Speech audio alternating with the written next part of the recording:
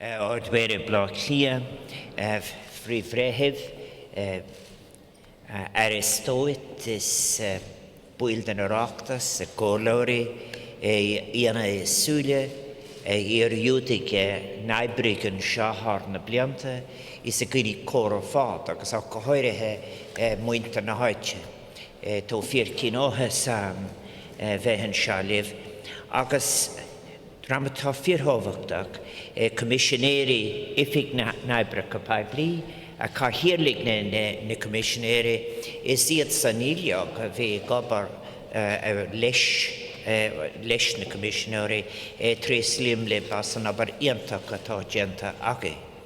Is kamal leshian iad sanave gobar mar altri, mar iad sanave montogola, agus an fist is a car in Nierond don úsáid nuad an fuirgan of seo. Do áhasam fein sean acht, agus gil diffigulin anad cuartóri seo I brisúnas teo cuarta Kilmainham. Fuirgne ve ein chársa sé I bhfuil in symbol agus in a meawrachain ar a siúd, a cuir is síl I gontúrt céadhlion ó hen, agus a cailig in a lán castle. Onas meach na glónta hánig in ní gan an marachtal mer heránig gestalta meach séras neasblach. It is a very great pleasure to be here this evening for the official opening of the new visitor centre in Kilmainham Gaol Courthouse, a building that stands for so many as a symbol and a reminder of those who 100 years ago bravely risked and in so many cases sacrificed their lives so that future generations of us all, Irish women and men, might live as citizens of a free and independent state. I just think it's so wonderful that so many representatives of the contemporary free state of Ireland are all present, and indeed that you have so many representatives of those who worked here and administered justice in the times of our freedom. Agus muide dalarai leis an commemorator shul, as we go ahead in our task of commemoration, I think it has been a wonderful experience to have witnessed as present the rise in self-esteem all over the country. An tordum neang is an féinve sa bhili arachtolas na sráidenas na sráid balcha, a mas dini óga, sian dini. People in a sense celebrating the fact that they were not just free in a formal sense, but free to express their right to recall and remember and to honour the agents of their freedom, something I think that is incredibly important. These foundational moments of our country are so very important, and it is so important that they indeed be remembered with a commitment to make our own ethical stamp on our times. But it would have been entirely wrong if we had sought to effect any amnesia about the important events of our foundation. And the history of this jail and courthouse is, of course, a long and rich one. I think it's just wonderful that people will be able to read its history. It's a history that's steeped in sadness and human tragedy, as well as the administration of law. Originally built in 1796 as the county jail for Dublin, the premises have witnessed the detention of many leading figures in Ireland's lengthy battle for independence from British rule, including Robert Emmet, Thomas Francis Maher, and Charles Stewart Parnell, as well as so many of the main participants in the Easter Rising of 1916, the War of Independence, and the Civil War. This prison has also, of course, served as a place of detention for a much greater number of what are described as, sometimes I think it's one of the failures of language, as ordinary men, women, and even children. For, of course, those of us who are interested in justice realize the importance of recognizing the equality of citizens. I think these men, women, and children suffered greatly within these walls. Agus ne labras a bifwi hovel prison Kilmainham is star na erin, mar tugan a museum now atá gan in is a megan sha is trislim leis an rialtas is na ran is thought a share fall. Go bhfuil sean stéisiam taka gan in is done in lek leis an star valach atá cuimseach agus machanta. No doubting, I think, that the importance of Kilmainham Jail in our nation's history. The great advantage of having a museum, and I so pay tribute to the government and to the Office of Public Works and all of those who worked in whatever way, and indeed to the court service for their imaginative gift to the people of Ireland and to others. Such a great act of cooperation that enables us to engage with history and commemoration in a way that is inclusive, ethical and honest. When it was decommissioned as a prison in 1924, I suppose memory was very raw. It was left to ruin for many years. It was in that year some people were leaving their own imprisonment for incarceration in different parts of the country. I have to say, including my father. The restoration and reincarnation of Kilmainham as a museum in 1966 was a wonderful recovery of heritage and history, and it ensured that this iconic building would continue to hold an important place in our nation's shared memory, preserved and made accessible to all. And I'm delighted to know that we've, as I've just said, so many are with us this evening, and particularly those volunteers whose perseverance, dedication and commitment drove this important restoration. They were not to be put off, and we have the results of their obdurate dedication here this evening.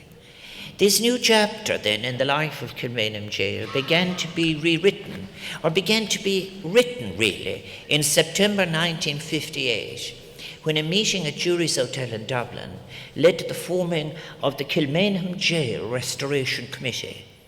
In fact, there had been some earlier attempts at persuading the authorities to take up the task of restoration, but the advocacy did not come to fruition.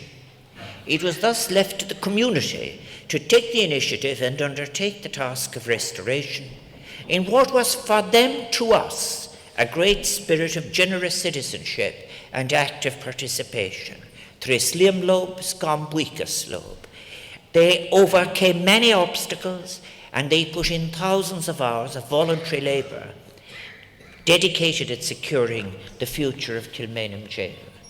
The people of Ireland owe an enormous debt of gratitude to all those volunteers, many of whom had also fought in the Rising and the War of Independence, and who decades later so magnanimously gave of their time and skill in order that a new generation of Irish citizens could visit this place and experience the powerful connection it provides to our history and to those who went before us.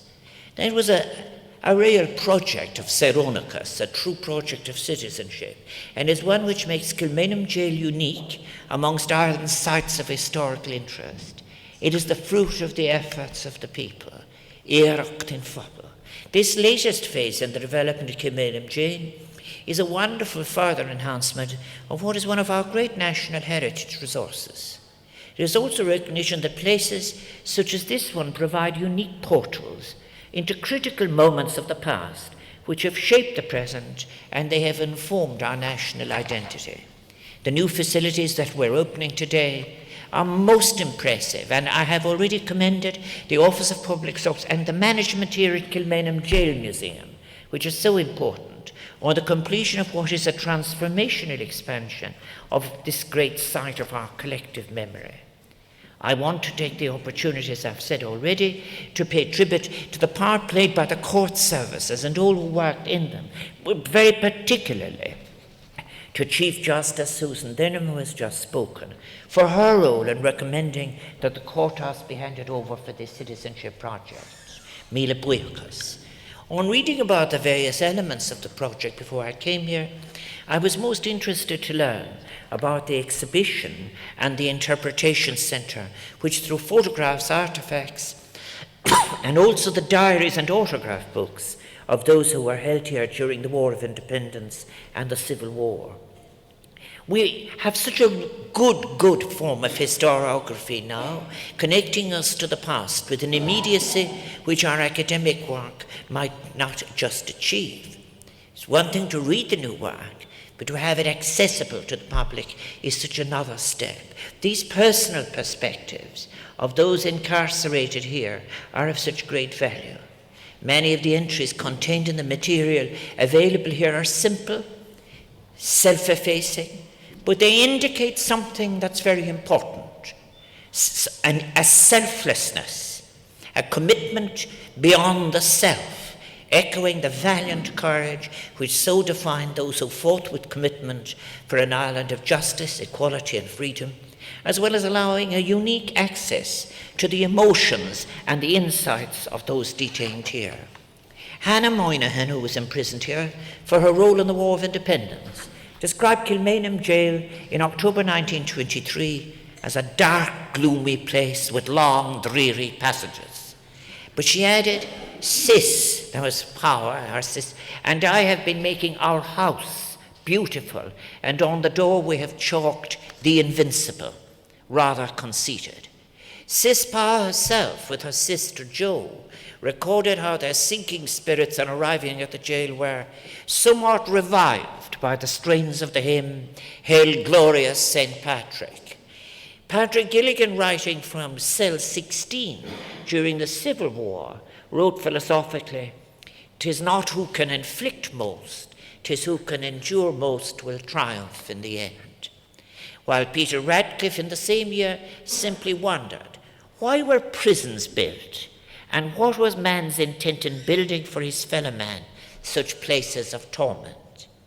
They are such quiet words, but words that echo so evocatively across the decades that now separate us from these events of the early 20th century. And of course, prison in the end is about the taking away of discretion over time, space, and the body. I was greatly impressed to learn that the beautifully preserved central courtroom has now been re-envisioned as a space within which various forms of creative activity will be made possible, including theatrical performances, literary events, and film displays. Such innovation demonstrates how our historic places can evolve, have new life breathed into them that will allow us to better understand ourselves through our cultural past and to shape a better future through the cultural present and our imaginative future. These are facilities, I might say, which we did not have in 1991 when Sabina and I were here and when we celebrated the 75th anniversary with events entitled The Flaming Door. And I remember Joan Stevenson and I speaking here at that time.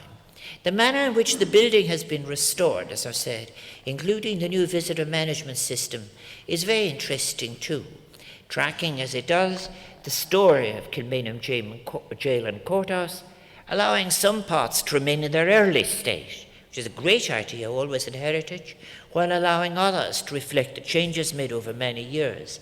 And thus it allows us a great understanding of the long and rich history of this historic place. Of course, the main interest for many of your visitors, and you do have so many, is the connection between Kilmainham and our nation's long battle for independence. The number of leading figures in the fight for Irish freedom who were during various periods imprisoned and in some cases executed here is remarkable. Kilmainham Jail's first political prisoner of note was Henry Joy McCracken, a founder of the United Irishmen, who was detained here in 1796. And one of its last was Edmund de Valera, who was released from the jail in 1924 following the Civil War, and who also, of course, officially opened the restored museum 50 years ago.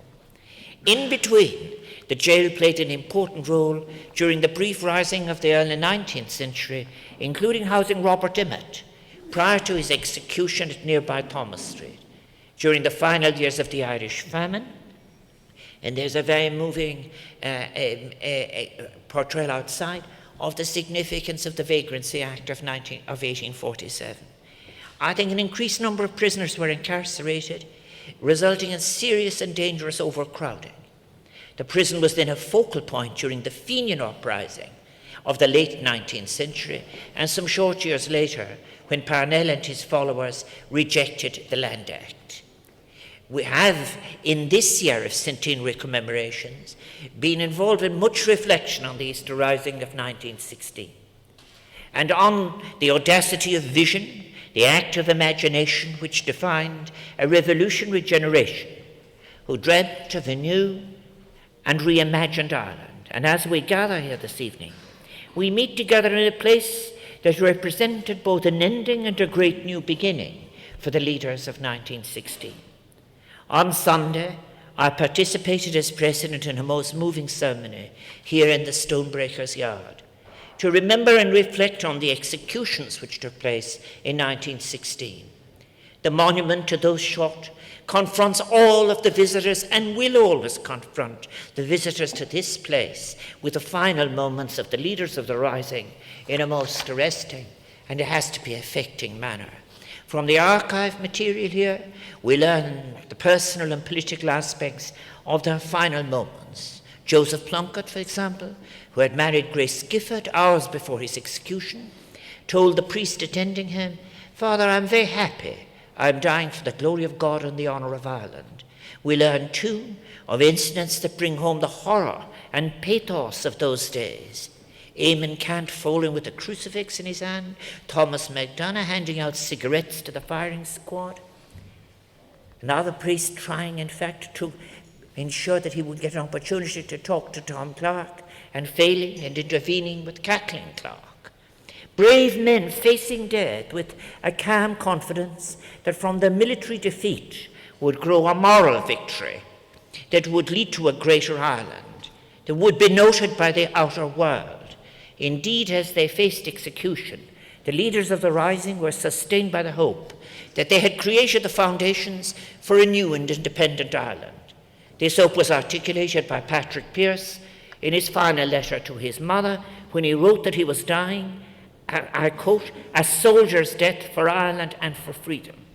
As well as the prisoners, we must also remember the families, those families that suffer the great loss that follows the imprisonment of a loved one. In particular, let us not forget the women who were brought here to make their final farewells to beloved husbands, brothers, sons, sweethearts, and friends.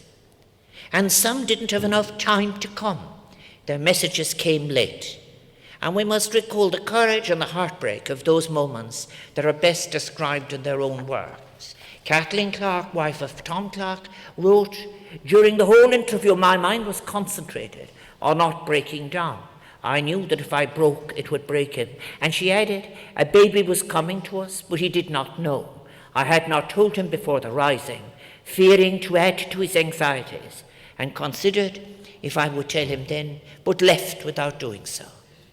And Eilidh O'Hanrahan, whose brother Michael was executed, recounted that he was not in any way agitated.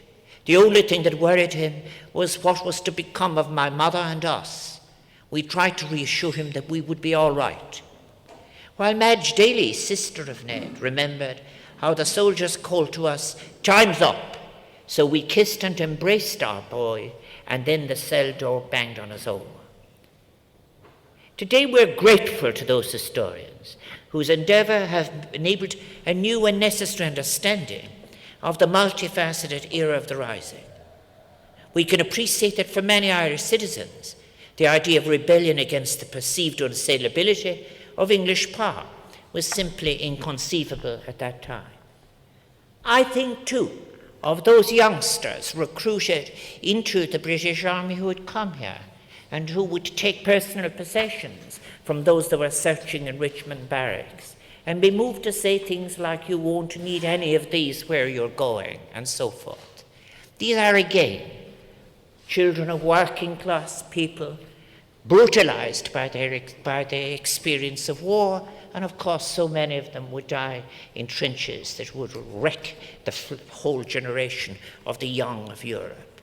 And while the Rising became remembered then as a brave action in pursuit of Irish freedom and independence, public reaction in 1916 was inevitably more complex.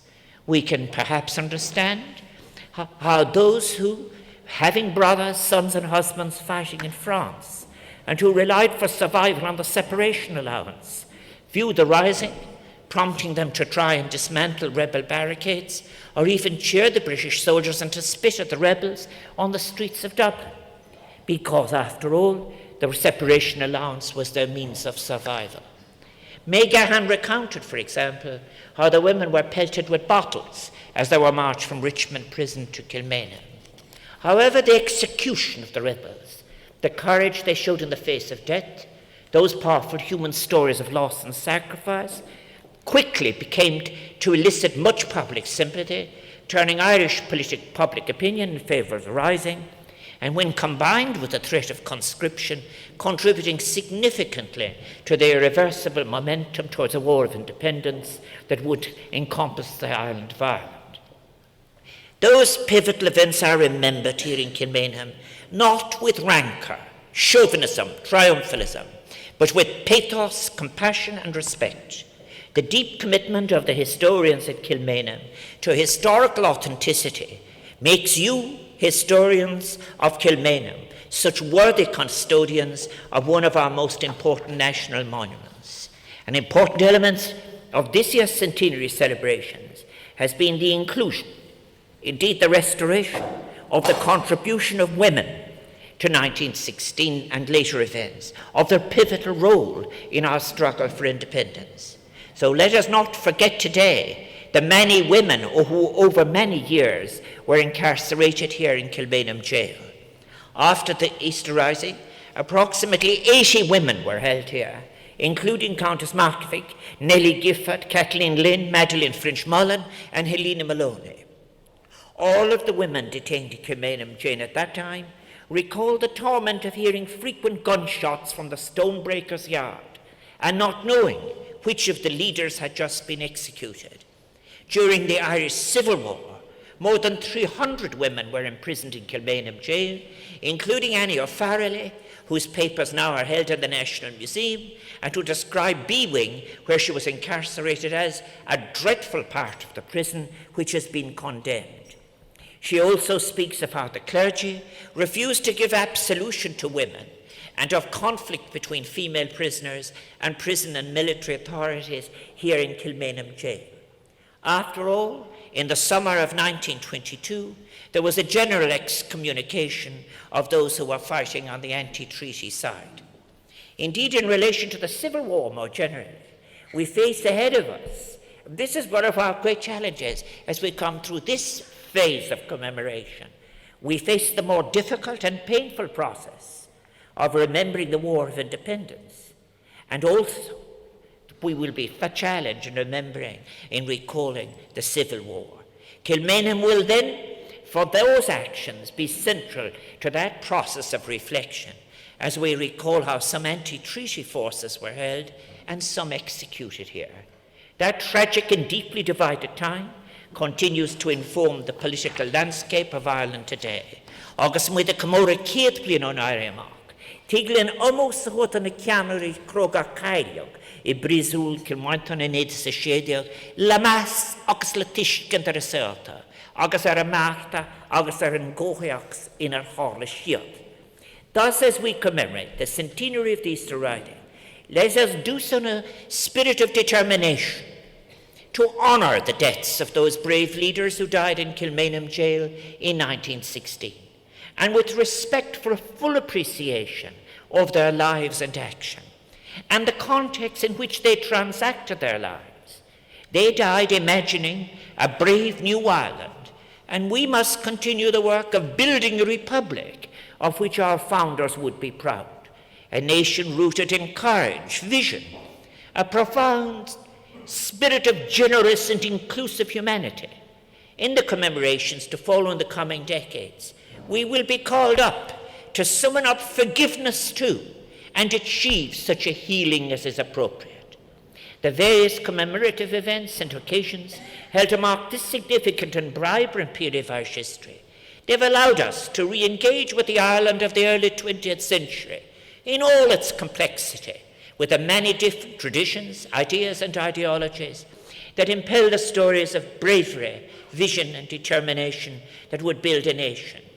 Again and again in speeches, the thought has come to me is that while feminists and suffragists and internationalists and socialists and others could differ, but they so loved each other, as is evidence, as I've said, in James Connolly picking Francis Sheehy Skeffington to be his literary executor. But they were able to speak to each other and understand each other's different ordering of priorities in a way that offers us, too, a powerful example for inclusive discourse. In the process of re-engagement, we can, across a distance of years, understand 1916 as being about so much more than military or political actions.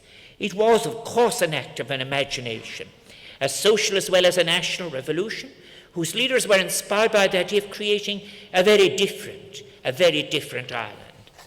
What they sought was an Ireland of equality and social justice, however ordered that was sought, an Ireland of democratic citizenship, collective participation, that in the words of the proclamation guarantees religious and civil liberty, equal rights and equal opportunities to all of its citizens, and declares its resolve to pursue the happiness and prosperity of the whole nation and of all its parts, cherishing all the children of the nation equally. May I thank you all very sincerely for inviting me to be here today and for our shared company. Trisli Marishiatsan, Aquira Nabrashtakuran, Oris Shakar Foil doing.